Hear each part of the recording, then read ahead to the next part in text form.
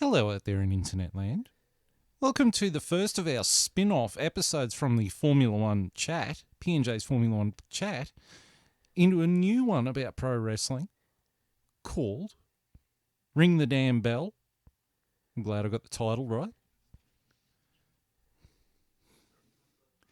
I've got people giving me instructions. I don't know what they're saying, but anyway, we'll stop the damn match, ring the damn bell, whatever the hell we're calling it, whatever it gets titled on YouTube, whatever. I'm apparently your host, Phil Lamington, here usually with my usual co-host, cohort, JB. How are you, JB, my friend? I'm good. Doing all the heavy lifting over there. I like it. Like Braun Strowman pulling things. Yeah, until it got released. That's right. We won't release you yet. You're the Braun Strowman. You're the one getting released. You're the one with all the equipment. We can't release you. Yeah, I know. It's good, eh? Yes. And we also have our third amigo. The third wheel. The third wheel on our motorbike. We commonly know him as Dr. Seamus. Dr. Seamus, how are you? Dr. Seamus. Yeah, not too bad, guys. Not too bad. Welcome aboard the ship. Should I be scared? Yes. Right. So we just watched the 2021 WWE Hell in a Cell pay-per-view. We're going to go through each match and discuss each match at varying levels of detail. What did you think of the show overall, though? JB, we'll start with you, JB. What did you think of the show overall? Remember in the late 90s and early 2000s when pay-per-views were worth watching because something cool would happen? Yes. Why do current pay-per-views feel like just extended Raw episodes now? Except not extended Raw episodes because they go for 3 hours as well. Because they are. Yeah, exactly. I keep waiting for... I mean, actually, Phil, you're the one with the WWE Network. Do you still have to buy pay-per-views separately now? No. They're not $60 a pop like they used to be? No. That's probably why. That's probably why they can get away with it being like just an extra weekly episode of Raw, because nothing special happens seemingly outside of the big four. Yeah. Outside of WrestleMania, SummerSlam, the Royal Rumble, and what was the other fourth one? Survivor Series. Yeah, that Series. one. Yeah, like nothing special happens. Like, you know, WrestleMania Backlash wasn't overly spectacular, and nothing really happened outside of it. Just seemed like regular, normal programming, really. The fact that it's called WrestleMania Backlash is all you need to know. Yeah, exactly. Like, no titles changed hands tonight. No. None. Underdog really took the victory. Yeah, like, what am I tuning in for? Like, is it the fact that they can't charge $60 a pay-per-view anymore? The reason why they don't make pay-per-views special anymore? I don't get it. Yeah, well, you bring up a great point. Like, I mean, if you look back in, say, 1998, so, you know, WWE's sort of peak year for me. Yeah.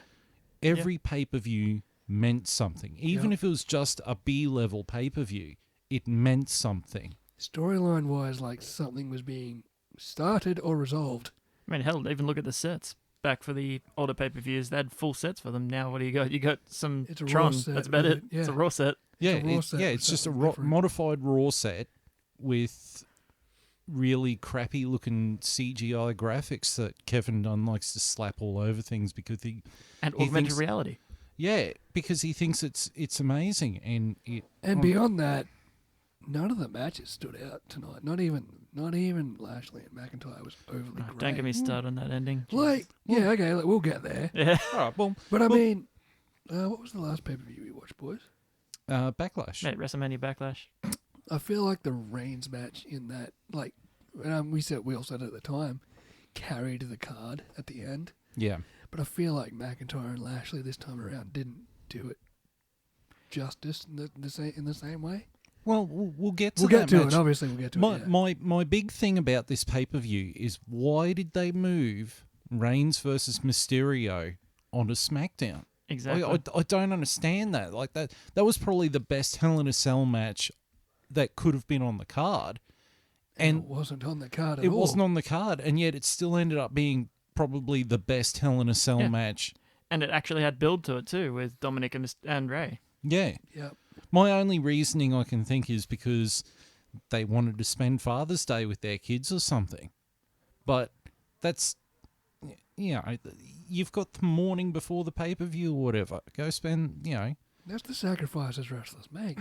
that's right. You're on the fucking road 300 days a year. Or 200, what was it, 250? 260 or something like that. Yeah, like, that's the sacrifices you make when you're a multi-millionaire getting paid to play for it every week. Yeah, that's right. That's the lifestyle It's no you different than chose. being a rock star, like being in Metallica or something. You're going to go you've on gotta tour, you're going play. to go on fucking tour, because that's Yeah. what you get paid to do. But, regardless. All right, so the first match on the card was for the SmackDown Women's Championship inside Hell in a Cell between Bianca Belair and Bayley. Really, I couldn't have given two shit nuggets about the build for this match. Was there a build for this match? Yes, it was Oh, pretty much Bailey laughing at Bailey people. laughing at Bianca a lot. Oh, okay. Good build. And I mean, I mean, ding dong, hello. yeah, but I mean, that really shows that the creative in WWE is about as creative as a 2-year-old kid with a box of crayons at this point. Hey, it's pretty It's- creative, man. Yeah, it's true. No, but I mean, you get my point. Like, if that's the best they can do, then what was the point? But we get to the match, and I've only written down like the highlights of the match. Yeah. So at some point, Bailey ties Belair's hair, but still hits the stairs because she had the stairs in the ring at this point. Bailey bites Belair, which I will say this. Was it Pat McAfee? Pat McAfee, Yeah, it was yeah. Pat that was, McAfee? He did a really good job on commentary on selling that. And all night, he was really good at selling what was going on. Question is, Phil, did it penetrate? Did it penetrate the skin? We'll never know. Oh, good Lord. Line of the night has to be. Did it penetrate the skin? Oh, God. Pat McAfee's commentary is a breath of fresh air, might I add. And he can somewhat wrestle as well. Yeah, like, good. Hey, like, they're starting to evolve their commentary teams. Maybe they'll start evolving their storyline writing after this. But who Can we knows? throw Cole off a Hell in a Cell? Can we do that? Probably not. Then we got Bailey sunset flips Belair into the cell. Bailey sets up kendo sticks and tells Cole to shut up. Her running feud with Cole is quite hilarious. Highlight of the match has to be. It's a highlight yeah. of, it's a Bailey highlight told of Cole most to of shut times Bailey's on TV. Just Yeah. telling Cole to shut up. Yeah. It's hilarious. Well, that started when the pandemic started and they were in the performance center and she couldn't interact with the crowd. So she had to, She could hear Cole because Yeah. it's so quiet. so she had to interact with Cole to get heat. And it got to the point where she actually shaved Cole's name in the side of her head in her hair. That was for WrestleMania. That was for wasn't Mania, it? yeah. I think Vince got up her for that too, actually. Oh, really? God, that's petty. It's Vince, so. Belair lands a spine buster to Bailey through the kendo sticks that she just set up. Yeah, the double kendo sticks taped together. Belair takes chair to chest. Bailey hits the chair with her knee and slightly injures her knee in kayfabe. Definitely kayfabe. Then Belair sets up a ladder in the ring and leaves it open, and then she lands the KOD onto the open ladder and wins and retains the SmackDown Women's Championship. Very awkwardly on the ladder she landed though. Pretty sure she clipped a hand. Yeah, she was flicking her left hand a little bit. Flicking her. Dot, dot, dot. Wringing her hand a little bit. It doesn't matter how I say it, but yeah. Look, for me, I gave the match 2.5 stars out of 5.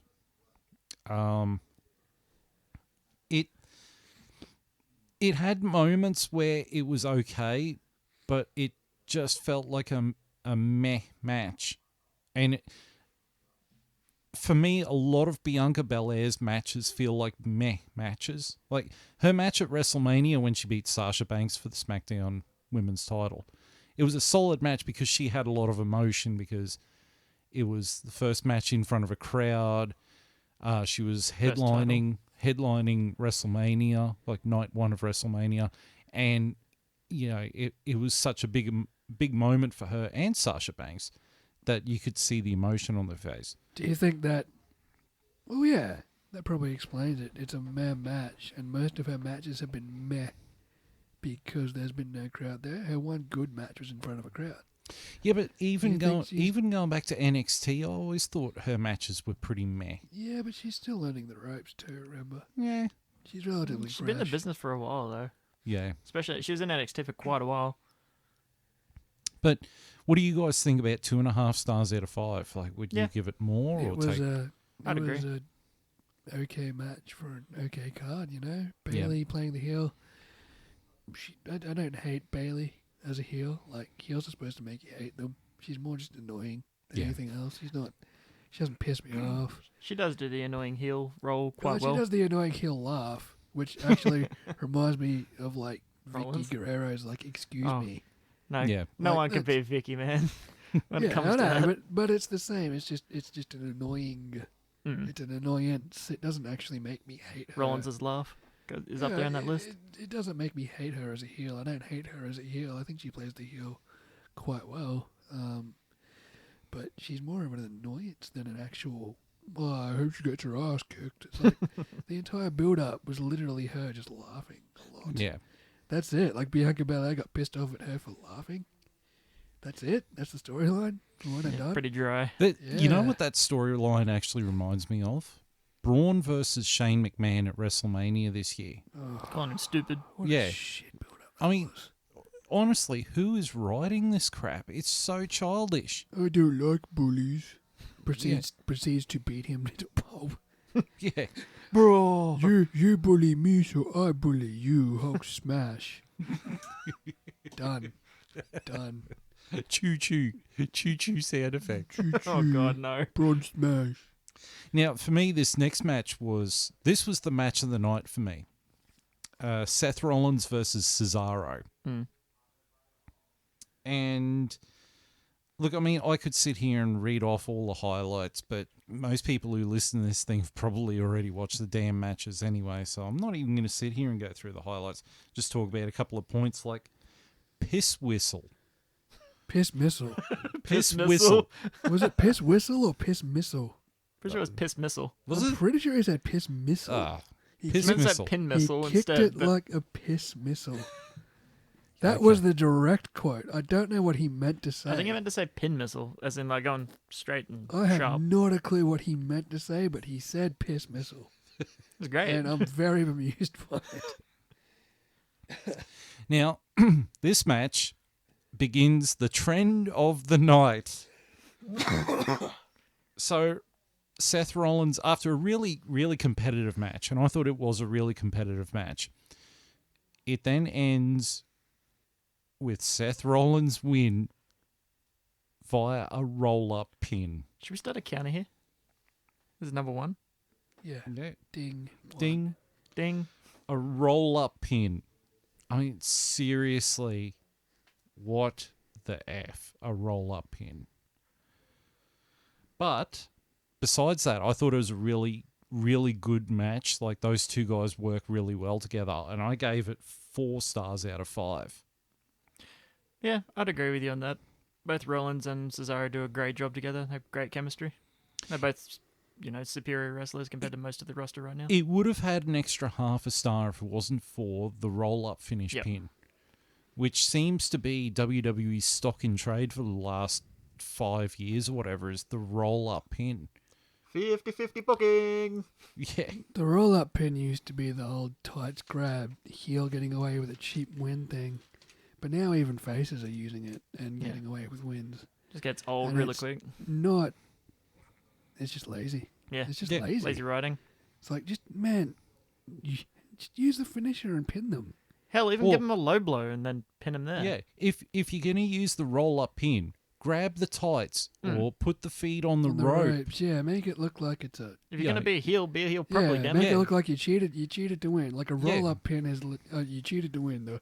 your opponent wasn't ready and you grabbed a handful of tights or you get your foot on the rope. Or shove them into the referee and then roll them Whack up. them with a Yeah. chair or something Something. into it, yeah. Yeah, Something creative other than, I got to roll up it's and I just held a him down. cheap, And it just makes the lazy ending to a match. It really is, and it's been overused. And these are pay-per-view matches.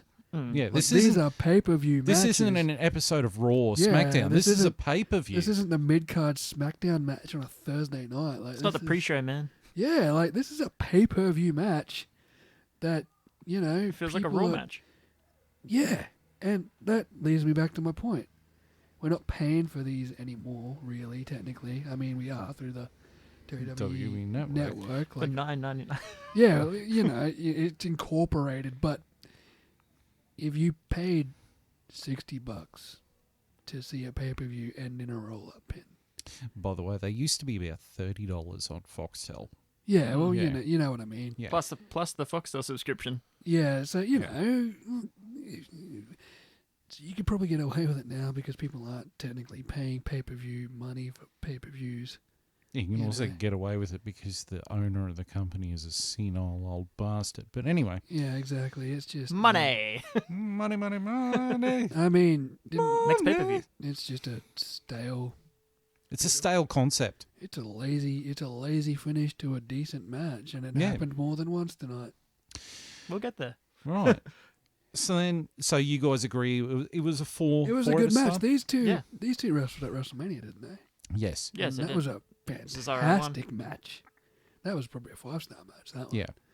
This was easily a 4-star. Yeah. I'll give it a 4-star as well, purely for the same reason. Yeah, no shenanigans until I probably would have given it 4.5 as well had it Yeah. not been a shit roll up pin finish. But no, great chemistry. They can both move. They can both, they're technical and they can be hard style as well. They're the best of both worlds. They can both even be a little bit high flying at times as well. But Yeah. really good, solid technical match until the end. So now we've gone from the best match on the card to the worst match on the card. I know John will be upset that I said it was the worst match on the card. Alexa Bliss versus Shayna Baszler. This match, I don't know, like, the build was shit. The match was average. Alexa Bliss's new gimmick, you need to give that back to Bray Wyatt because it's not really working for me. Speak for yourself. Yeah, but I mean, like, even with her old gimmick when she was, Alexa Bliss, The bratty. the bratty brat, bitch, yeah. she did it really well. Yeah. This, like, she's putting her heart and soul into it because she's trying to reinvent her character. The problem is Alexa Bliss is not Mick Foley, and she is not The Undertaker. And it's not quite working with the reinvention of the character. And also because it just feels like she's just ripped off Bray Wyatt. What is Bray Wyatt doing? Is he injured? No, he's just off TV because they've got nothing for him, and they're bringing him back once the crowds are back because they want a decent reaction. pop. So I was going to say, I swear to God, if they release him, I would lose my shit. Well, they If they released gave his that to him. brother. Yeah. They could have made a tag team out of that. They could have done something with it. Yeah, I know. But no, Bo just got released, even though he's a great wrestler and great at promos. Just look at his Bo Leaf stuff that he did. Yeah. I said what I wanted to happen with those two. So, But we've got a match to discuss. Yeah. so We'll get there. like the match started off with a distraction from Reginald, Yes. and then like when Bliss landed hits on Shayna, like they were stiff shots.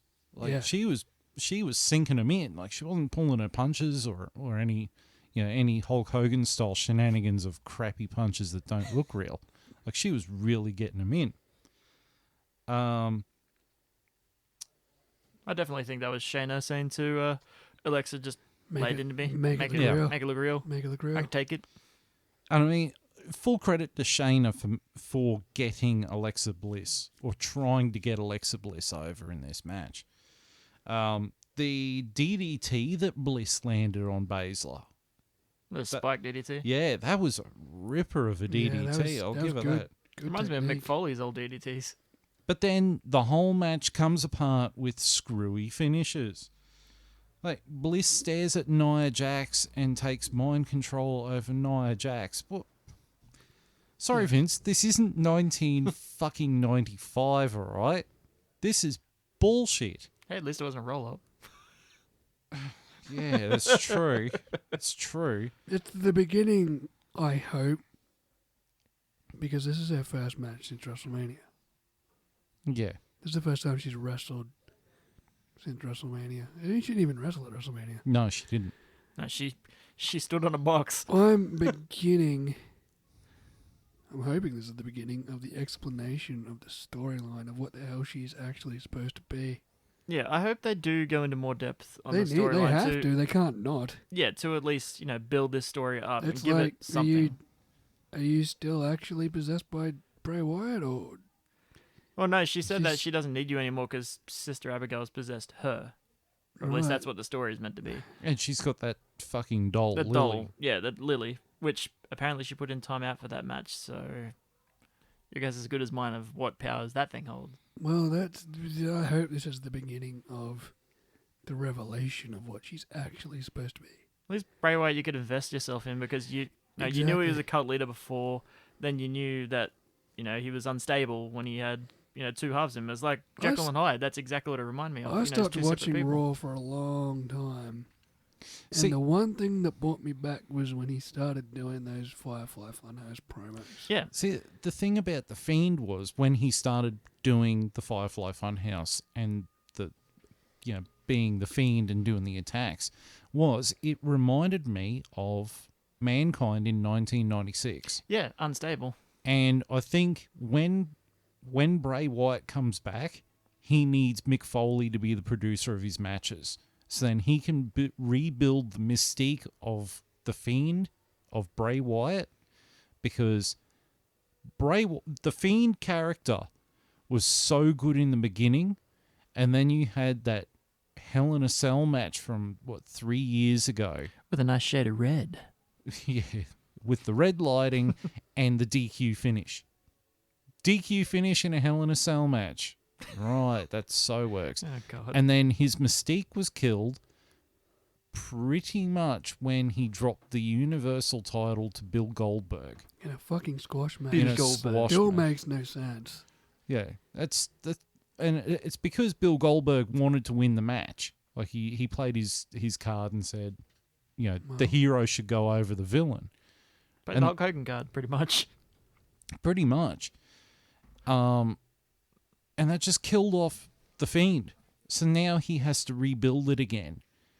And I think the only person who can work with him, who can rebuild that character and make it as savage as it needs to be, is Mick Foley.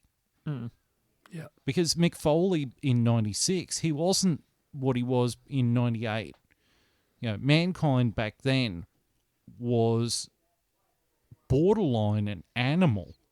I mean, look at Cactus Jack before that. That's right.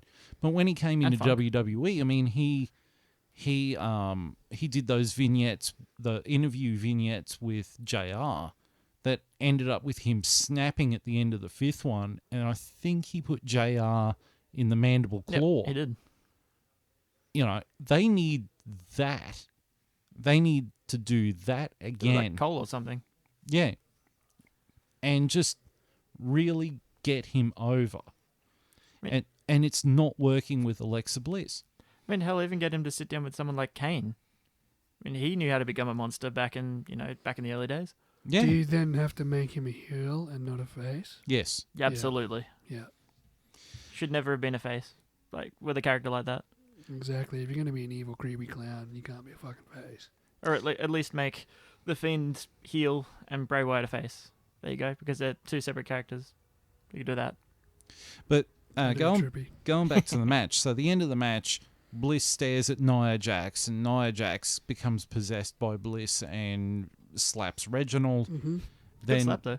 Then Bliss hits Sister Abigail on Shayna, and then hits Twisted Bliss, pins her, gets the win. I gave that match 1.5 stars, and I think I was being generous. I paid more attention to that match than I did the other women's match. To be So honest, did I, for some reason. I wonder why. You don't say. It's the beginning. It's the telling of a story, I hope. The story was better. Like, the match wasn't great, but I think it's the beginning of the revelation of what Alexa's supposed to be. I also think it was the beginning of getting Shayna and Nia Jax to split up. Yeah. I think that's the end game with that part. Yeah, they should have split up ages ago. I mean, Yeah. after they dropped the titles, they should have split them up. They Yeah. worked a little while as like a dysfunctional tag team. Props to them. But yeah, they should have been split up a while ago. Shayna needs to become the monster she was meant to be when she was in Yeah. NXT. She needs to become the women's version of Brock Lesnar. I think Shayna needs to be sent to SmackDown Yeah, and rebuild. just absolutely dominate everyone on the SmackDown roster. Yeah. Other Just than become maybe the fucking Bianca. big heel monster, because she But- looks like a big But heel don't monster. immediately ship her over, get her to choke out a couple of people, and then put her in a title match with Bianca Belair. Like, No, don't do that. Make her No. look strong. like build her up to be a monster heel. Didn't they already try this once? Yeah, and Didn't then she they destroy everybody and then she faced? Who'd she face? She Becky. Yeah, and Becky She beat lost her. to Becky And it was because just like, she bit her. yeah, and then we all said at the time, it was just like, We're like, fuck what? did you just build her up for? yeah. Like, they've already tried that once, so if they're going to try it again, they have to she has to become champion. She has to become champion to Yeah, actually look you strong. You can't maul everybody for weeks and months and then face the champion and lose. Yeah, do what they did to Bobby. They got him to dominate everyone, and then he won the title, and now he's a legitimate heel. Yeah, be the bad guy monster. Like, just be the big monster heel that Yeah. the women's division probably needs. And how many people did he knock out to the body full Nelson? Exactly. Like, you can be a monster heel and be a heel champion and dominate everyone. Like, there's still room for that. Well, I gave that match 1.5 stars. What do you guys think about that, though? What would you guys give it? I gave it probably 2.5. The same amount you gave the first women's match, but Yeah. I paid more attention to that than I did the other one, just because there was at least some story element I could pay attention to and give a fuck about. Yeah. What about you, JB? I'll give it 2 stars. I mean, it's not a great match, but Yeah. again, it's a storyline. Really, he's given it 1.5 stars, but another half star because it's got Alexa Bliss. That's exactly I'd bump right. it up to 3 for the camera angles. She's That's wearing, Credit where credit's due. She's wearing shorts underneath them. Yeah, man. that takes half a It's- star off. No, man, it's not those camera angles. Put it It's back the in your other pants. one. Put it back in my pants. So then we get to the next match on the card, which was Sami Zayn versus Kevin Owens. Now, every time these two get in the ring together, it's always a good match. They've been wrestling since Indies. Yep. Yeah. Like, these two have wrestled each other like probably, Around the- o- around the El world. Generico versus Kevin Steen. probably over 100 times. Like, these Yeah. guys know each other, and every time they're out there, it shows. Every time. Yeah, because they are just pinpoint accurate. I remember spot on. when they went at it in NXT on a few of those pay-per-views, man. They tore their house down, and they haven't stopped every time. Yeah, well, they had WrestleMania was the, awesome. yeah. Now, this match was pretty damn good, Yeah. except the finish seemed to come from out of nowhere. Mm. Like they beat the living shit out of each other for the entire match, and then all of a sudden, just Sammy hits the haluva kick and wins it from out of nowhere. It was like there was almost no build to it. It was Well- just bang splat. Well, the way that it worked was the week before on SmackDown. Captain KO, Aziz. yeah, KO got nailed by Captain Aziz in the throat, Yeah. and then he hit the ropes apparently in his throat, and that was enough for him to get haluva kicked. But it's a pretty average for a way to finish a match. And It's like they ran out of time. Yeah. up until that point, I was giving the match a 4-star rating, but then the screwy finish came from out of nowhere, like it was RKO'd. And so I dumbed it down and gave it 3.5 stars. Yeah, I'd have to agree with you on that. It wasn't their best match Far from the purely best. because of the finish. Yeah, far from their best. The NXT matches that they had were far and away the best matches Yeah. that they've had. What do you think, JB? Yeah, mate. I thought it was a solid match. I think the chemistry once again proved impeccable. Yeah. But yeah, I think maybe the referee got in their ear and said, "Boys, we've got to send this home." And maybe they weren't quite ready. Didn't have enough time to build a finish, and Sami Zayn just nailed a hell over kick. So They still had 10 minutes at the end of the match before they hit 3 hours, so... I don't know. Maybe they were Might have just, been ad breaks and stuff too, actually. yeah, maybe they were just a little bit short on time, and maybe they rushed the finish a bit. But Then you had the epic moment from post-match where Sami Zayn, who's got blood pissing out of his mouth, goes over to the commentary table and did he spit the blood at Michael Cole? Oh, no, he didn't spit it at him, but he grabbed Cole's notes and then wiped his face because he was pissing out blood from his mouth. Then Cole ends up walking off. He's- The I'm done moment. What did he say? Something like that's fantastic. Or Yeah, that's something. fantastic. Just something really facetious Yeah. as he walked off. And he walked off, and you could tell Cole was not thrilled. yeah, he was a little bit irritated at that. Pretty sure Cole's a neat freak too, so that he probably didn't like that much. Yeah, true. Maybe a little disrespectful. I mean, even heel character storyline. But at Like- least It's Sami, Sami Zayn was doing something heel-like.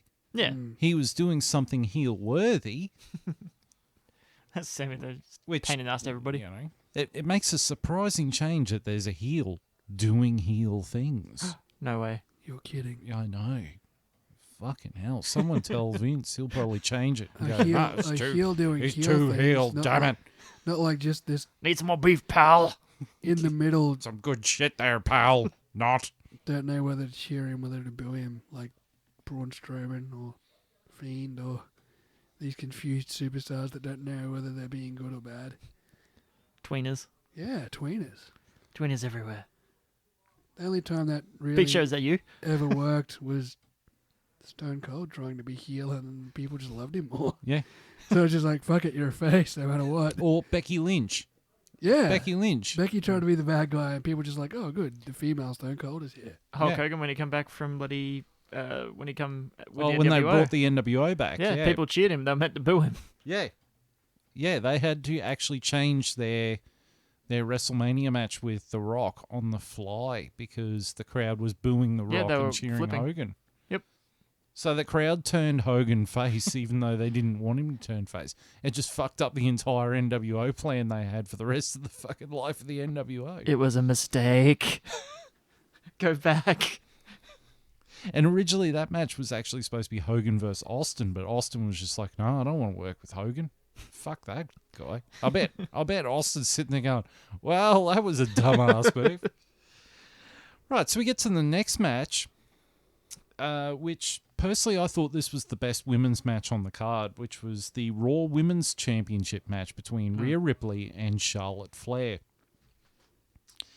And like from the kickoff, these two were intense. You know, Charlotte Flair grabbed the title belt off the ref while he's showing it to the camera, grabbed it, threw it at Rhea Ripley, and then hit her, Clocked her in the face. clocked her in the face before the match even begun.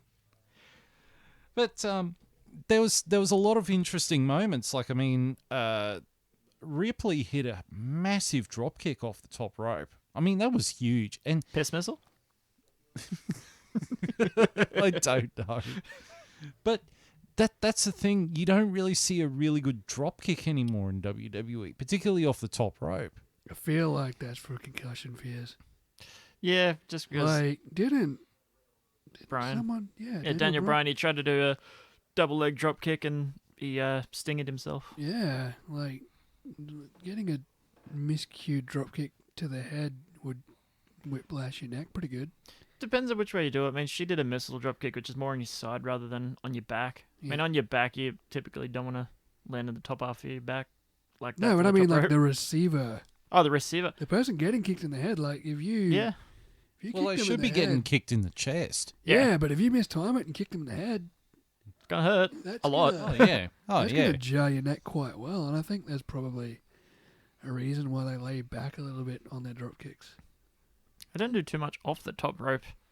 Like, In in general way of anymore. fancy stuff. Though. You see Unless- Spanish flies and unless- stuff like that, but they're easier See, to that's control. the thing. Everyone seems to do Spanish flies now. It's just like, well, okay, you've taken the sheen off the move. It's not truly spectacular anymore because Okay, it's still looks good.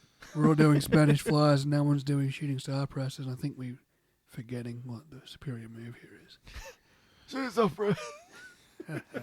yeah, it's the 720 splash that Ricochet does whenever he's on TV. Oh, that's right, he's hardly on TV. Oh, All the that's spinny Ricochet. flippy shit's on NXT anyway. If you want to go see spinny flippy shit, just go watch NXT, Or AEW. which is like infinitely better than most WWE pay-per-views. Oh yeah, anyway. NXT. Thanks, Hunter.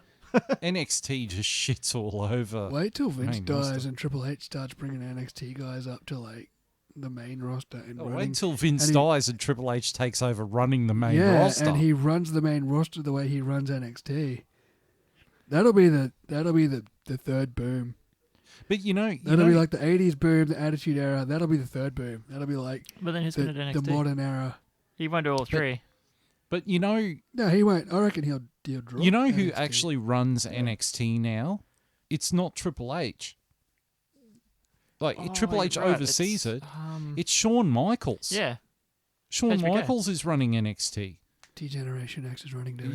Yeah, yeah. Oh, good God. Because Shawn Michaels had to take over during COVID because I think Triple H got COVID at one point. Yeah, he did. He got diagnosed with COVID and Yeah. he couldn't So- do. So HBK took over. HBK's been overseeing it for ages too. Oh, Like he's yeah. been helping all the younger talent. Because I think to help the larger talent, like the bigger guys, Mm. he brings in Taker. Yeah. I which mean, is a brilliant guy to do. yeah, he's you know what I never understood with NXT is when it came to promos, why they never put Jake the Snake Roberts on the payroll. Because AEW has him. Yeah, but I mean before AEW signed him. Yeah, when Before he had a Legends contract with WWE. Yeah, why did they not bring him into NXT to work on promos and in-ring psychology? I mean, you go back and watch a Jake the Snake Roberts match.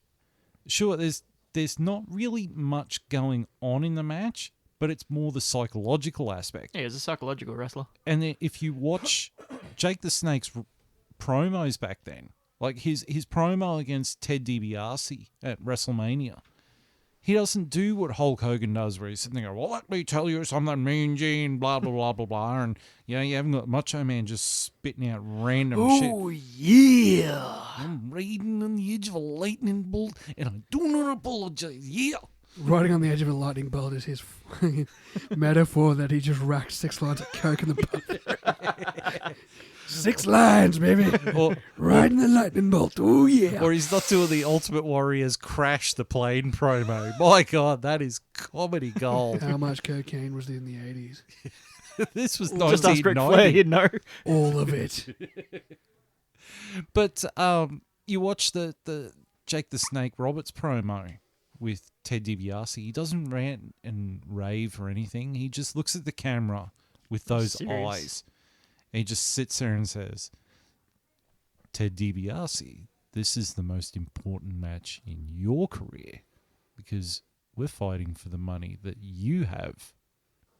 Yeah, and just saying that, and I mean, he even talks about Damien at one point. He's like, oh yeah, all you have to do is get past me and Damien to get your money back. That's all he had to say, and just talk in a normal manner without ranting and raving, but give the look. And that promo just sticks out. Yeah, it's just intense, very, very low.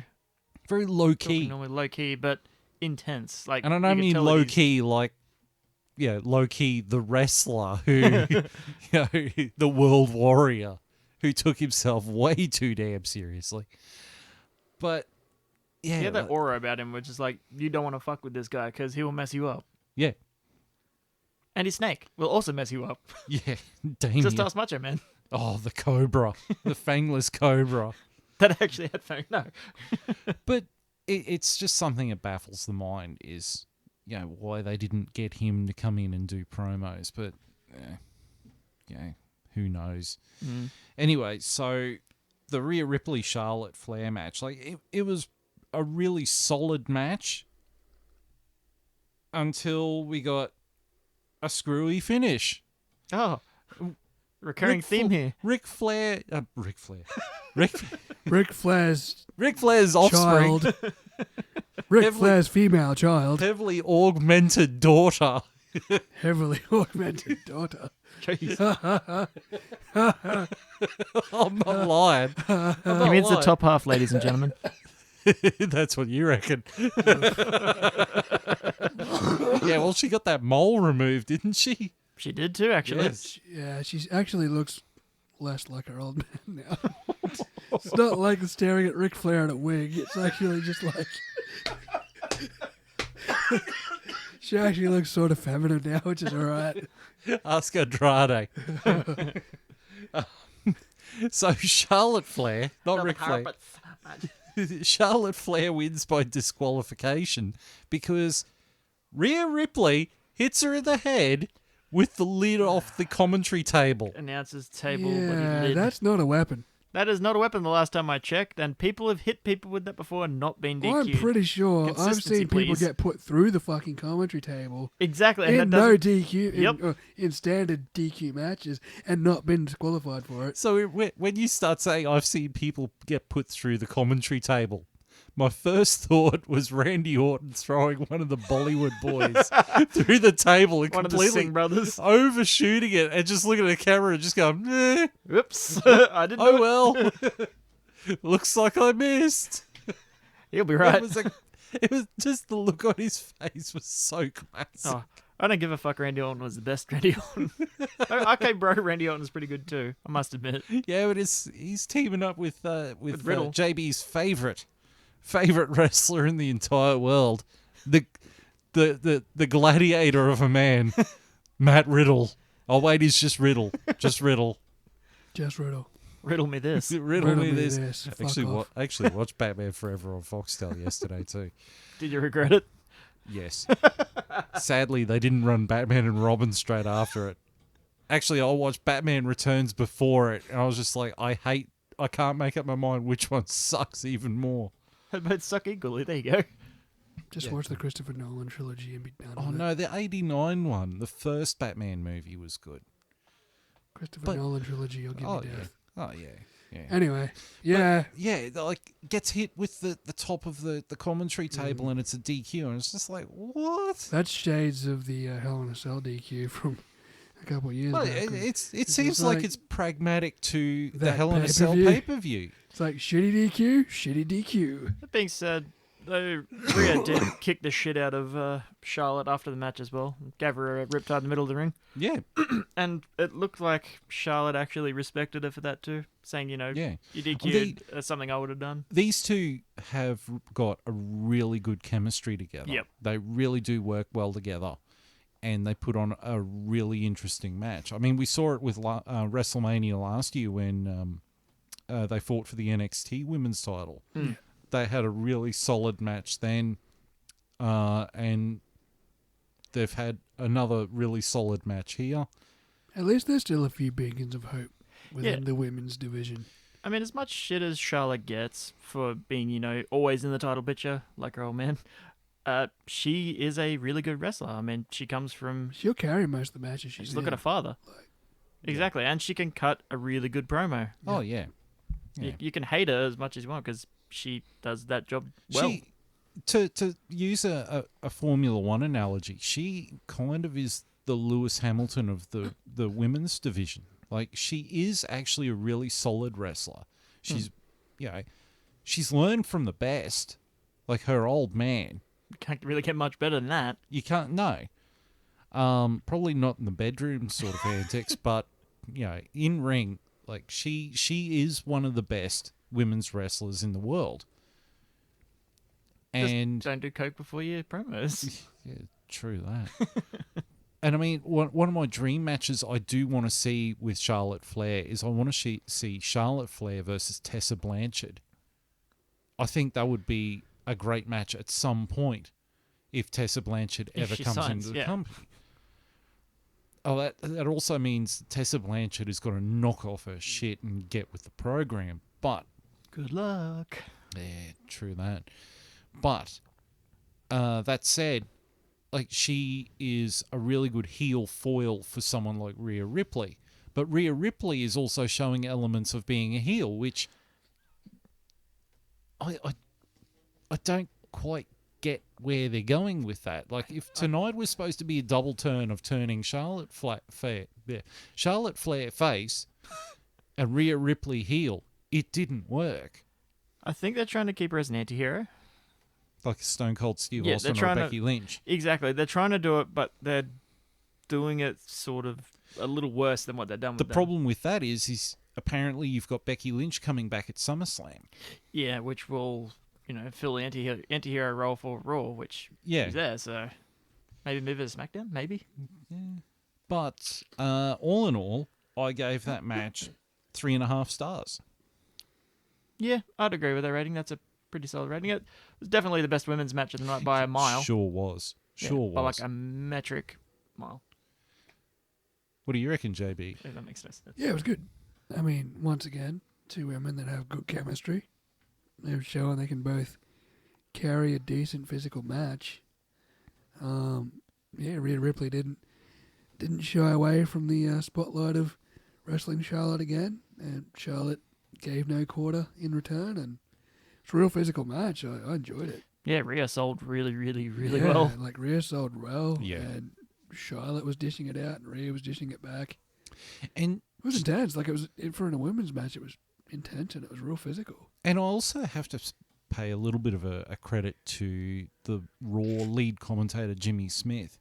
Like, he's doing a really good job of getting the talent over, as opposed to, like, Tom Phillips was dull when he was on commentary. He tried his best, but he was a bit dull. Michael Cole, I think Michael Cole needs to call it a day because he is a bit past it. Michael Cole needs to go back to He needs to backstage. talk for himself and not talk for what Vince is in his ear. If Vince wants to talk in someone's ear, I think Vince should get off his ass and go out there and say it. Vince should be going back on commentary. Vince was really good on He was a commentary. brilliant commentator. The only What a time- maneuver! Yeah, what a But he was maneuver. brilliant And the boyhood because dream has he come true for Shawn sold Michaels. it like it was a sport. Yes. Yeah. He sold it like we were watching sporting competition. Yes. And that doesn't happen now. It's just goofy ass storylines and You got bullshit. colour commentators everywhere. Where's your play-by-play commentators? Where's the actual moves? There's no JRs I mean- no more, man. I can't remember the last time I heard, other than maybe Corey Graves, occasionally, call an actual move. Like, you see someone do a belly-to-belly. They don't even comment on it. They're just, oh, look at this. This is happening with the story right now. You don't actually hear the maneuvers that come out. Yeah, or that was a great throw. Yeah. It's like ADHD commentary for an You know, ADHD generation. It makes you want to hear someone like a Tony Schiavone. Because another issue I've got with AEW is, and it pains me to say it, but JR he's lost a step or two. when it Dude's comes like almost 70, man. Yeah, and I mean, I know why he signed with AEW. Like, he's still passionate about wrestling, but also his wife passed away. He wanted that distraction. Yeah. Yeah. But Tony Schiavone is still on it. The other commentators that we had in our generation, or the Attitude Era, like, you had Tony Schiavone, you had the Professor Iron Mike Tenay in TNA with Don West. Like, those two, they were the best commentary team by miles in that period of TNA. You had Joey Styles in ECW. Yep. Like, proper my ECW. You know, Joey Styles with Joel Any Bigger and I'd Be a Hurtin' a Gertner, or Cyrus the Virus, Don Callis. Don Callis, yep. They were great on commentary. Even when JR... King. Even when the King left in 2001 and Paul Heyman took over on commentary. Paul was great. He was great. I still like. I mean, just look at Paul today. He's still great. Yeah, like you watch the Talking Smack show, and Oh yes. and he really does such a great job. And I mean, all the stuff that's going on with Roman Reigns is Paul Heyman producing it. Yeah, and just That's look how why well it's it's going. so good. Yeah. That's why it's so good, because Paul Heyman is a genius booker.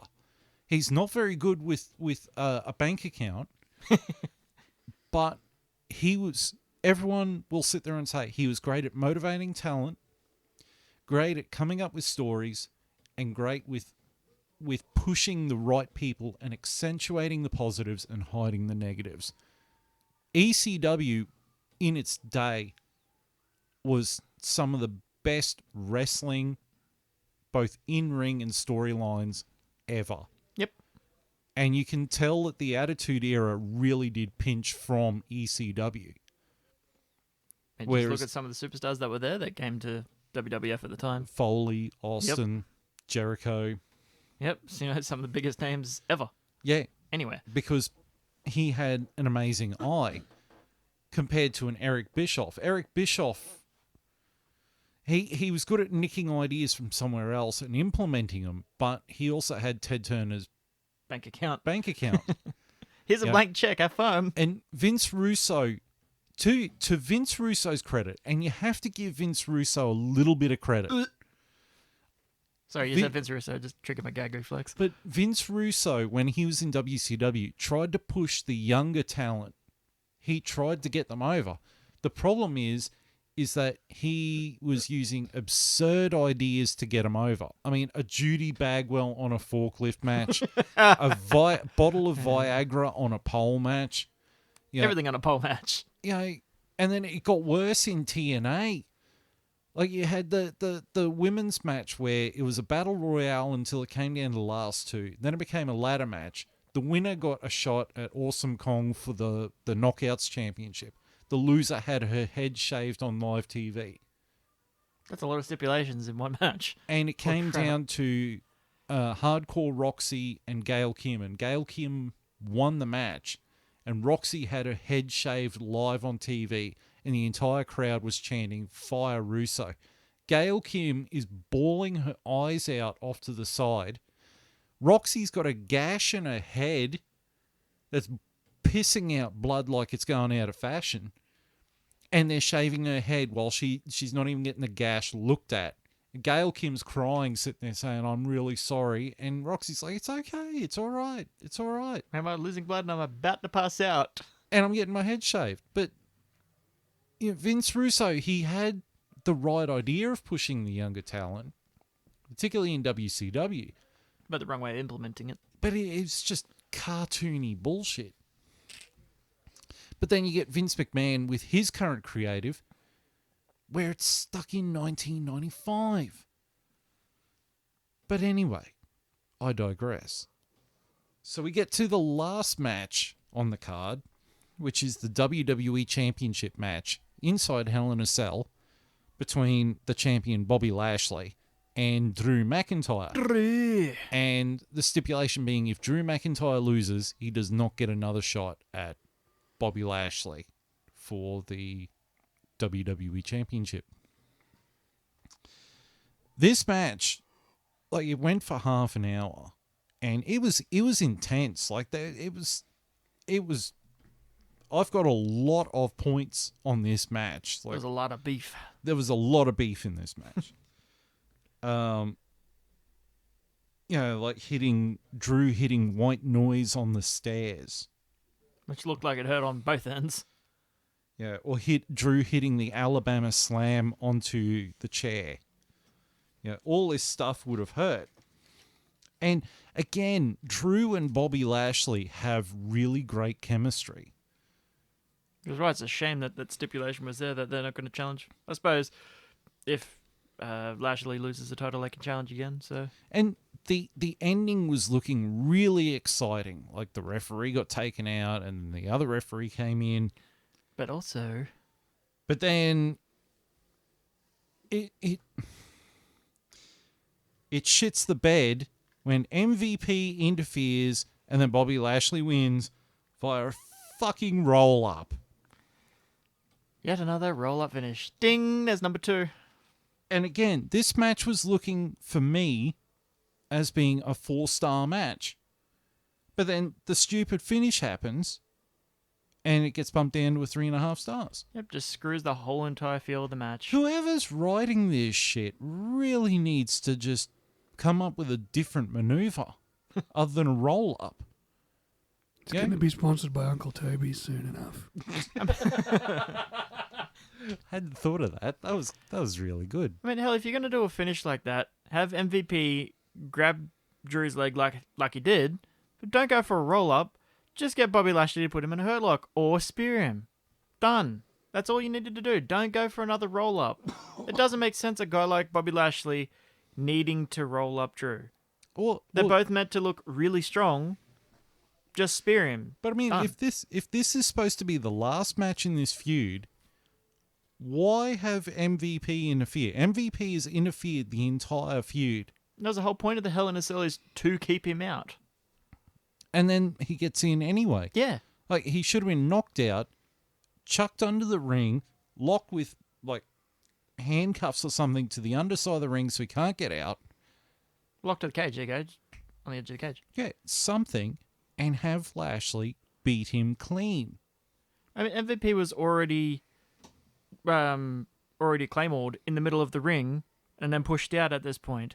The fact that he had time to get up and then was standing and still was able to distract, that just takes away from Drew's claymore there He too. essentially no-sold a Claymore. Yeah, And exactly. to And this was only like- like 10 minutes. But I mean, Yeah, he no-sold a Claymore to fucking screw over a roll-up finish. Thank you, MVP.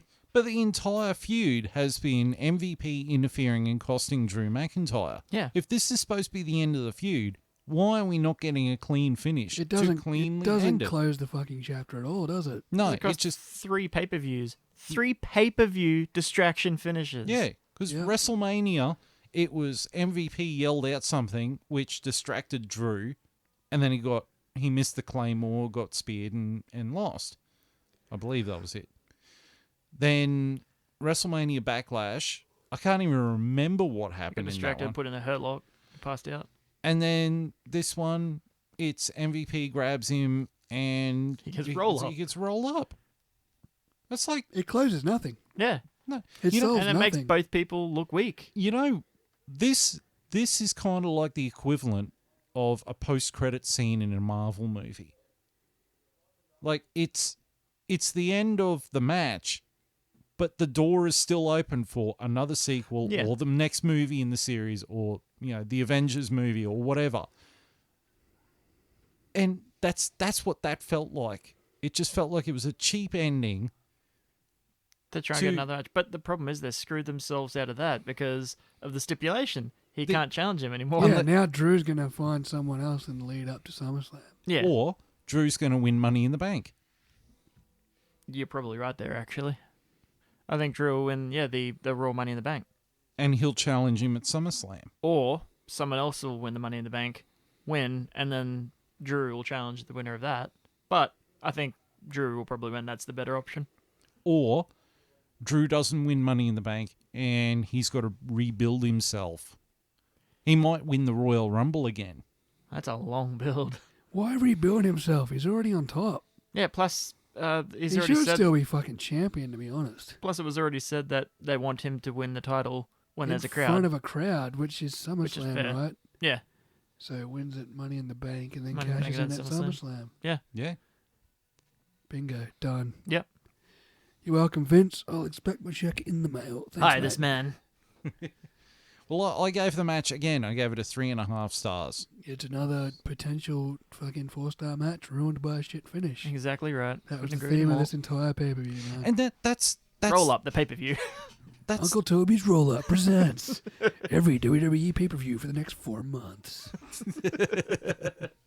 but that's something that I noticed about this show was there was a lot of matches where they had talent that had good chemistry with someone else that was blown by a screwy finish or a finish that was just random. Yeah. And the other thing that I noticed about this, and I always notice it every time we get to the Hell in a Cell pay-per-view, cast your minds back to that It hurts. long period ago. Da, da, da, da, Not that far. Not that far. But like the first Hell in a Cell match, the one with Taker and Mankind. Almost My that God, far he's broken in back. half. Yeah. The Hell Stop in a the Cell dying match. the Hell in a Cell match meant something. Like it was the most brutal match going. Now it's a pay-per-view. Yeah. Where It's a it's just forced stipulation. it's just another match. It's watered the concept of the Hell in a Cell down. I think they need to scrap the pay-per-view Yep. and only do one Hell in a Cell match a year at Yep. best. Yep. The last Hell in a Cell match that meant anything to me was Taker Triple H WrestleMania 28, I think. Yeah, I mean, with Shawn Michaels With Shawn as Michaels as referee. special guest. That is the last Cell match that meant something to me. the Hell in And a it Cell. felt special because, holy shit, it's a Cell match at Mania. And it had its own entrance music And it was fucking awesome. Yes, because it it did. because it was The Memory Remains by Metallica. It was too. The the stipulation pay-per-views, Hell in a Cell doesn't work. Money in the Bank does because you've got so many superstars in the said matches. Well, They actually feel different. can I interrupt you for a second? You can. Like they've got the big four pay-per-views, which are the Royal Rumble, WrestleMania, SummerSlam, and Survivor Series. For me, Money in the Bank feels like the fifth big one. It does. Like it's got the ladder matches for Money in the Bank. It has a purpose. Hell, And it has as big a moment as WrestleMania, Royal Rumble. it feels like the Royal Rumble type feel. You know, you get the big match that comes up, and now you got two Royal Rumbles with the male and female. It makes it even better because those two matches take up a lot of time. You don't have a lot of matches, which is a good thing. You don't want to have 10 matches in one pay-per-view. You want to have big matches that you can remember, like Money in the Banks, Royal Rumbles, the Survivor Series elimination matches. Those matches are memorable because they're long, because you have a lot of superstars in them, and because everybody can show off and get their bit in. That's the three main things that you want from a pay-per-view. Yeah. And SummerSlam is the summer, or if you live in PAL territories like me, winter equivalent of WrestleMania. It's our second WrestleMania. Yeah. So it needs to be a big thing. Yep. So, Keep us warm in the winter. yeah. And sometimes I don't even think SummerSlam is as big as it used to be. Like sometimes I feel like SummerSlam is the B pay-per-view and Money in the Bank is the premiere. Yep. I can't even remember what happened last SummerSlam, to be honest. Neither can I, actually. Point in case. So yeah, SummerSlam used to be massive. SummerSlam used to be like, because that would set up. At the next build to Yeah, Mania. it'd be like WrestleMania, and then there's It's like a reset point. yeah, it's like WrestleMania is the big one, and then it builds to SummerSlam, and then it starts building again to the Rumble. Yeah. And then it starts building like SummerSlam's the build into the Rumble, Rumble's the build into WrestleMania. Just give me the Royal Rumble again. God, I love that pay-per-view. Who doesn't? My favorite pay-per-view by a mile. Yeah, it's probably the best pay per view of the year. That and Money in the Bank, my two favorites. Yeah. Other than, of course, Mania, but that's Mania. Last year's Money in the Bank was awesome. It Yeah. was, except Money for in the building. fucking winner Oh, yeah. who yeah. didn't even get to cash it in. Yeah. Yeah.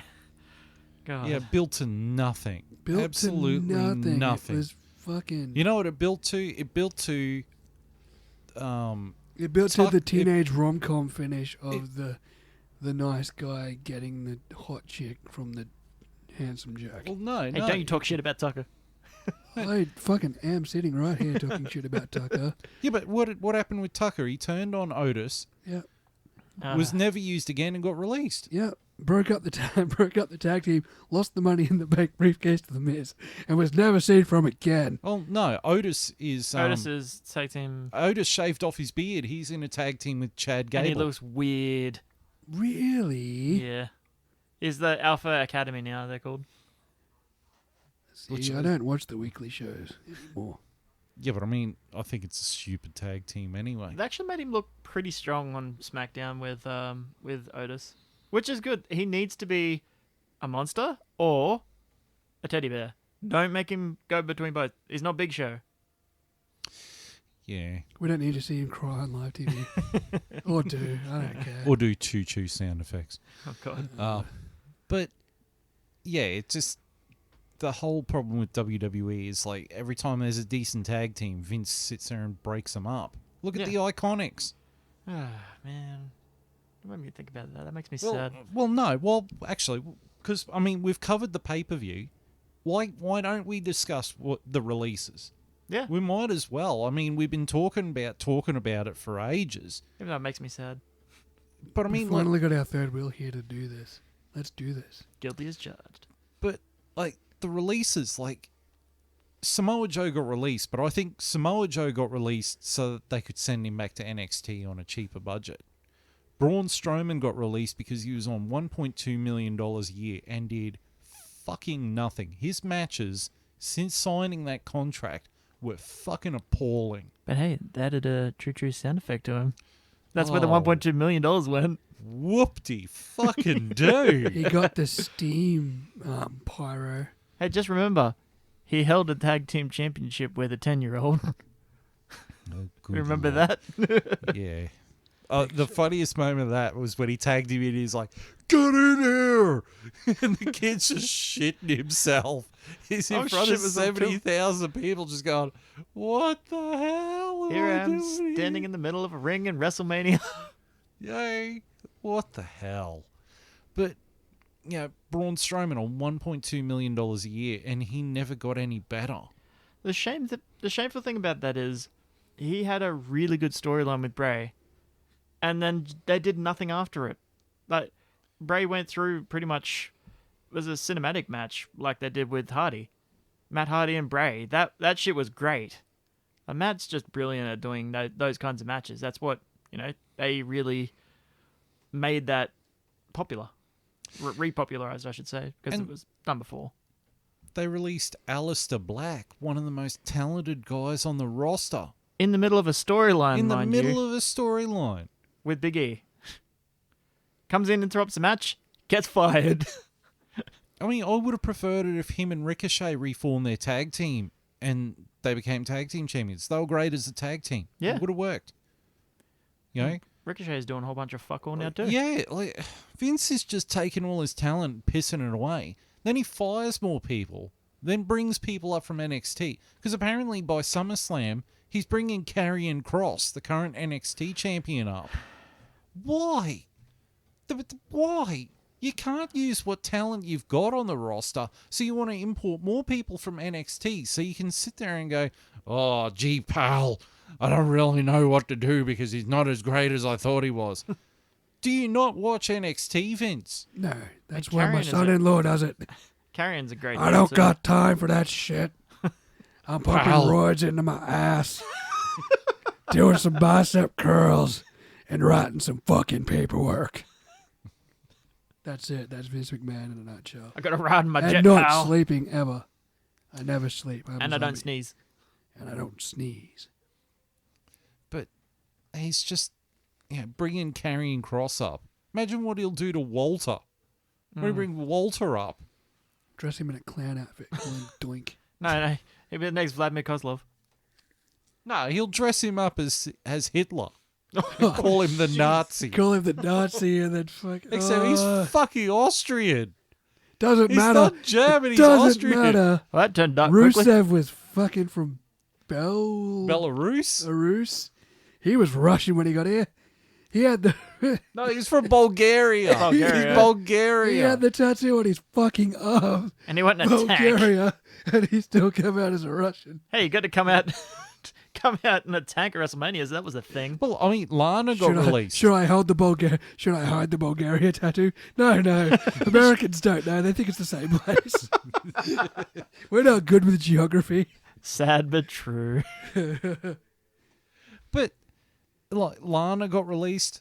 I hate to say it, that's no sad loss. She was no good in the ring. She was good to look at. Hey, she got put through a table for like 9 weeks. Where did that go? What was the point of that? She pinned Nia for it, but that was about it. And then, that just made no sense yeah. whatsoever. Keep But- her as a manager. That's what she was good at. Yeah. She was an annoying Look- manager and did that job pretty well. She was we- the hot manager in the miniskirt. Exactly. Yeah, but I mean, once was her Rusev got let go, her days were numbered. Yeah. It's the same as soon as Zelina Vega got released, Andrade and Aleister Black's days were numbered. Which is a shame because Zelina Vega is one of the best female managers of And- all time. Andrade was, look, Andrade was solid in the ring. Everyone kept talking about how awesome Andrade was in NXT. I didn't see it. I didn't think much of him in NXT. I thought he was okay. Yeah, He's different. That's what people he- liked. Yeah, everyone was like, "Oh, he's the next Rey Mysterio." No, but I mean, everyone said the same thing. Alberto Del Rio, oh, the next Rey Mysterio. Alberto was actually a good heel, but Yeah, until but later. his in-ring work was average. Yeah, the next Rey Mysterio could have been Sin Cara if he could get in the ring without hurting himself. If he could wrestle a match without fucking it up. Even when Hunico took over. Pair back gonna break a finger. Yeah, he could have been alright, but no. You know, it's just... Oh, God, look, if they'd hired fucking Curry Man, I would have cared more. By the way, Curry Man was Christopher Daniels in a stupid luchador mask. And it was great. It was. Him and Shark Boy. Shark Boy. Pretty much Stone Cold ripoff. Shell, yeah. JB's sitting here looking at us going, I have no Don't ever fucking change clue what TNA. I was actually doing that last night. I had about 5 minutes before the F1 race started. And I looked up Curry Man's entrance music of him doing that stupid fucking dance. Horrible. Christopher Daniels is a bloody genius. Christopher Daniels is amazing in the ring, though. Guy's He's a retired genius. now. Yeah, though, he did. isn't he? Yeah. Yeah, he retired when he lost a tag team match against who were they against? It was the Young Bucks. Yeah, the SCU versus Young Bucks. And the loser had to break up. Yeah, Christopher Daniels is pissing out blood. Yeah, because it was him and Frankie Kazarian. Yeah. God, SCU are brilliant, though. It's like, you know what tag team I miss? The Motor City Machine Guns. Chris Sabin. They got and- back. Yeah, because Chris Sabin just returned to Impact. Yeah, they got back together. Yeah. I remember because there was a promo that they ran a promo against one of the tag teams in Impact. It's like another person I wish would come back to WWE, and apparently the door is wide open. We hope. Cowboy James Storm. Oh, Please. Please. bring please him be back. money. Money. Sorry. Beer About money. your damn luck. James Storm is my favorite wrestler Because- outside of WWE. Because Because you can relate to him. Because I love him. he wants the Boozer Cruiser. Exactly. I want the Boozer Cruiser. Right on Esky to the Do you ring. know? fine. Do you remember the Boozer Cruiser? Vaguely. It was a an long time ago. esky. Right on Esky. It was a ride on esky. It was motorized. Yeah. And he rode it to the ring. Yeah, man. Beer Money was like my favorite tag team. Like, Or I loved it. if not them, AMW, America's Most Wanted. Yep. You know, him and Wildcat Chris Harris. Or LAX. as WWE fans might know it as Braden Walker. Knock, knock. Who's there? Braden Walker. The same WWECW brand that also had The Zombie on its first fucking episode.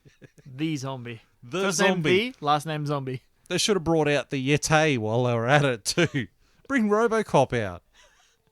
Let's make it WCW ECW. What is this, Mortal Kombat? Oh fuck! RoboCop versus Terminator. Will give me death. I've got Just go that. play Mortal Kombat, you can get it. I have that game on No. Super Nintendo, by the way. I'm not doing it unless Vince Russo is fucking producing a cinematic match for it. Terminator and a pole match. Terminator on a pole match. But DeLorean on a pole match between RoboCop and Terminator for no reason. But going back to the releases, like Ruby Riot got released. I don't know why she got released. She wasn't that bad. And she was doing a thing with Liv Morgan. Yeah. But they had the right squad still. But now Liv Morgan is back to wearing her outfit, her wrestling attire that she other wore, attire. and she returned in 2019, which kind of reminds me of nowhere. Sindel. Her outfit actually reminds me of Sindel from Mortal Kombat. I'm pretty sure that's what it is based off. Well, Because I know she's a bit of a nerd at heart too. Well, why don't they make her like Queen Sindel? Like she is an arrogant heel as a character. Yeah. It'd be nice to see Liv Morgan, I don't know, try something other than running around trying to be Harley Quinn. Because everyone seems to want to run around and be Harley Quinn. There's nothing wrong with that. Fucking watered down. Yeah. Everyone wants to do it. How about you try some originality? But, the Iconics, I don't know why the Iconics got released, but I don't know why they got broken up. They were one of the funniest tag teams ever. Because Americans don't get Australian humour. Yeah, particularly Kevin Dunn. Kevin Dunn. Yep, He hated them because he couldn't understand what they were saying. Because Kevin Dunn's a piece of shit. Please fire That Kevin Bucky Dunn. Beaver looking motherfucker. Thanks, Jim Cornette, for that one. Here's your tennis racket. Thank you. Don't get him started on Vince Russo, the Archbishop of Burial, the patron saint of piss take.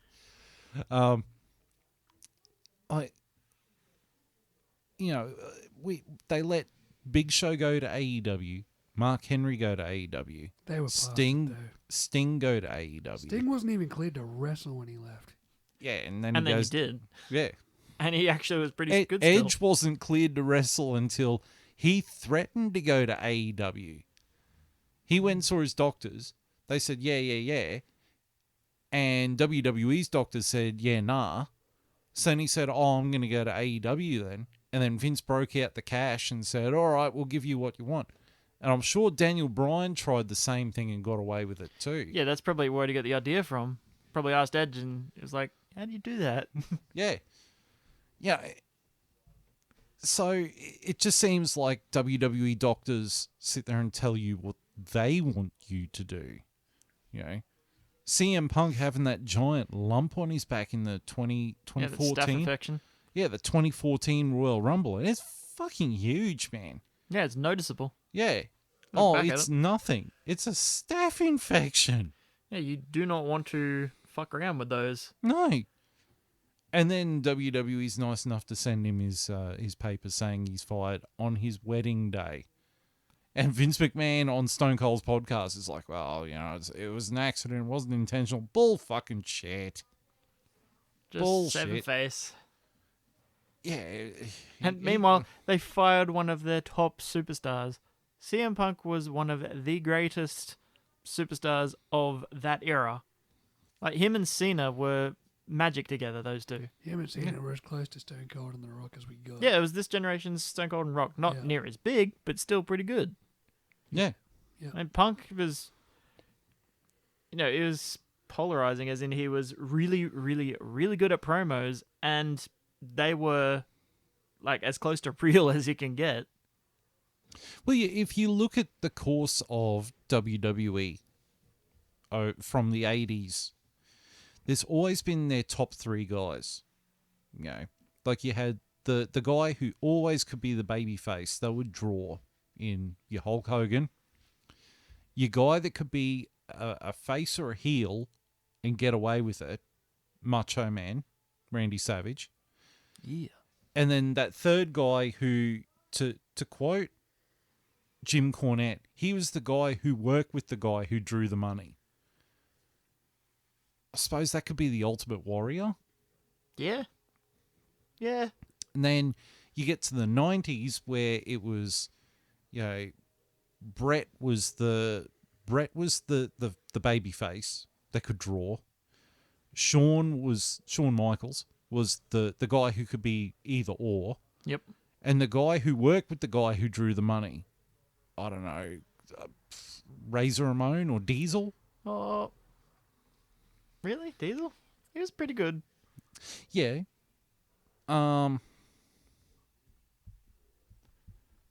But, there was that third guy. The third guy. I wouldn't say then, Diesel. Razor is pretty good. then you get to the Attitude Era where it was Stone Cold was the main guy. Rock was the guy who could be either or, Yep, and 'cause Triple H was the guy who worked with the guy who drew the money. Sean. Yeah. And then And then got screwed over. and then the next era, the next phase, it was John Cena who was the guy who drew the money. Randy Orton was the guy who CM Punk, sorry, Punk, yep. was the guy who could work either or, and Randy Orton was the guy who worked with the guy who drew the money. Hunter. Hunter just sat there and wore the world title for 2 years. Yeah, buried Booker T. Yeah, thanks for that, Hunter. The only reason JP was champion because Hunter didn't want Triple to work H didn't want to work Tuesdays. Never changed, Paul. Never changed. He was right though. But and that was an amazing pay-per-view, by the way. God, One Night Stand was amazing. Yeah, Wrestling with Regret. Shout out to Wrestling with Regret, by the way. Not that he's ever going to watch this, but shout out to him anyway. He just did a retro review on that ECW One Night Stand pay-per-view. And at the end, I think he gave it an A grade. Yep. And it's pretty bang on. But he also said, don't watch the network version. Find the pay-per-view version. Yep. Because when Sandman comes out, you're not listening to generic music. You actually get to hear Enter Sandman. There's an easy way to fix that. Have yourself your little phone sitting beside you and just play Enter Sandman on your phone while generic music number 5 is playing. They got away with playing that in the arena because they played it through the speakers in the arena and not through the main speakers. Correct. Paul Heyman with loopholes. Oh, yeah, he was great at them. But, yeah, just the releases. Like, I don't get where they're going with this stuff. And now they're running ads where if you're in the Las Vegas area, you can try out for WWE. And they put it on social media. And they can't seem to understand why everyone's sitting there going, but you let go of the Iconics and Tucker and Bo Dallas and Aleister Black and Braun Strowman and all these other people, and now you're holding tryouts to bring more people in? Like, what? I do understand Velveteen Dream getting released. That's fair. Without delving too far into that. He fucking deserved it. Yeah, it's kind of like David Ellefson getting the boot from Megadeth. I don't know if you guys have heard of it, but David Ellefson was the bass player for Megadeth. And recently a video surfaced of him on a video chat with a fan, and he's married with kids, rubbing one out on a video chat with a fan who is 22 years old and he's pushing 60. Jeez. And she recorded it and showed her friend, and her friend uploaded it online. Oof. And they just almost finished recording a new album, and Mustaine fired him and has wiped all his bass tracks and has got another bass player in to re-record all the bass tracks. That's a good thing about having a studio like that is you can just replace the bass. Yeah, but like you look at all the stuff Dave Mustaine has done over his career. Like his entire career has been him being the ex-Metallica guy. And all the stuff he said about Kirk. And Kirk did nothing to him other than he got offered the spot and he took it. And yet this one thing that Ellefson does gets him booted out of the band.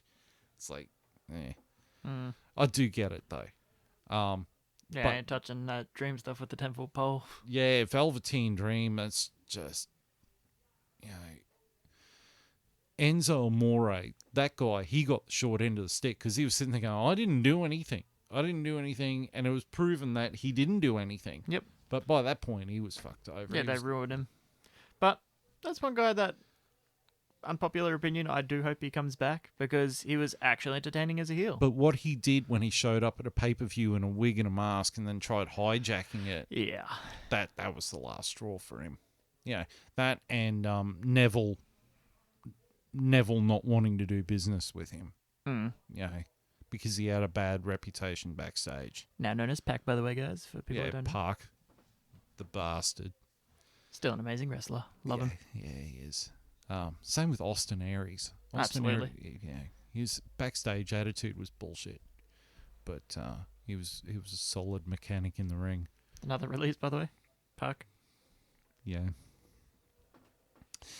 Right. So that is the conclusion of the first episode of the Stop the Damn Match, Ring the Damn Bell pay-per-view match podcast. I can't even remember what the hell we're talking about. It's been an adventure. Yeah. It's been a fucking adventure, boys. Thought you fell asleep over there, JB. You getting a bit quiet. Man, you boys got this. You boys got this. Yeah, but it's not as much fun without you. Yeah, Exactly. No, I mean, I'll be here. You boys got this. Yeah, you'll I'm be the on third, this. I'm the third wheel. My time's coming tomorrow night. Yeah, that's very true. I'll be back in the co-pilot seat tomorrow. The wrestling in the squared circle, I am the random guy holding the tag rope. You two can do the work. He's the guy in the Hawaiian shirt. He's On the manager. He's the hard camera Hawaiian shirt guy who shows up on every WWE pay-per-view. Just sitting in No, the he's the crowd. Brock Lesnar guy. I'm the timekeeper over in the corner. Keeping Nah, he is the Brock Lesnar guy. All right, so you guys want to say goodbye first? Yeah, what's our next pay-per-view, champ? Money in the Bank. Money in the Bank. Any wild predictions before we go into that one? Someone's going to win the Money in the Bank briefcase. This guy's a genius. A male is going to win one, and a female is going to win one. They still do that? Yeah, because WWE isn't like AEW where they've got a chick who used to be a guy as their women's champion. So She's actually pretty good, though. So what do you reckon? You reckon Drew wins the male one? I still reckon, Challenges. yeah, Drew's going to win it. Challenge. Challenges Bobby. There's your loophole.